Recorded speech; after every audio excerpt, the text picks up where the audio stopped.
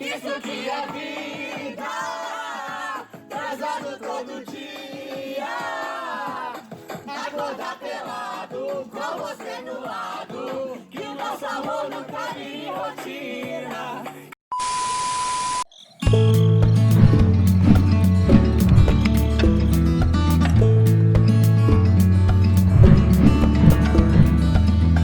Olha só, a gente tá arrumando tudo aqui da nossa quadrilha. Olha só, enquanto a gente tá arrumando a decoração aqui fora, vou mostrar pra vocês como que tá lá na cozinha. E aqui na cozinha, ó, os preparativos estão a mil com o nosso Masterchef, Wallace. Ó, as panelas já estão todas aqui, só esperando finalizar. Olha só, cachorro quente, canjica, carninha. Vai ser massa, hein? Anarie!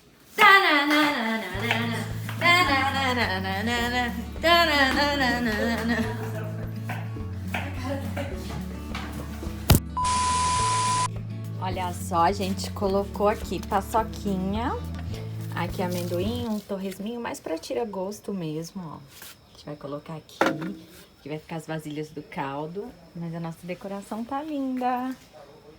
Gente, esse é o meu look de hoje, olha só que gracinha. Eu amo rosa, o vestidinho mara. Mas olha só, ele tá tão curtinho que eu não posso nem abaixar. E a gente vai ficar de chinelo mesmo. E a make eu fiz. E aí, gostaram?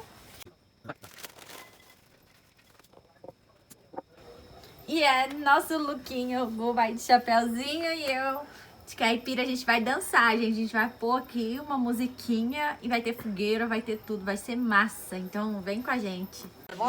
E a Narie, a gente vai acender a fogueira, mas olha os looks.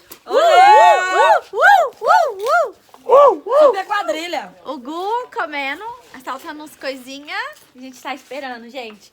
Só falta a canjica chegar, porque o resto já tá aqui, ó. Caldinho de feijão, de mandioca. Delícia!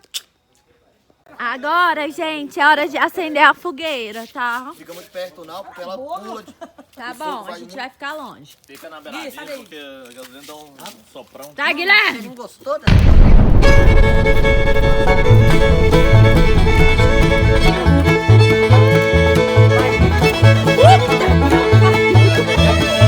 Não, mas é só gasto.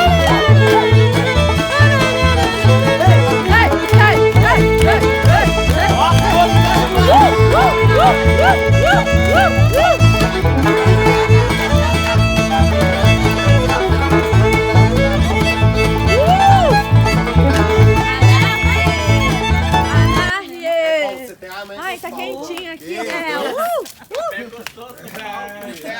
Você quer um dois, Você sabe pegar direitinho, nossa.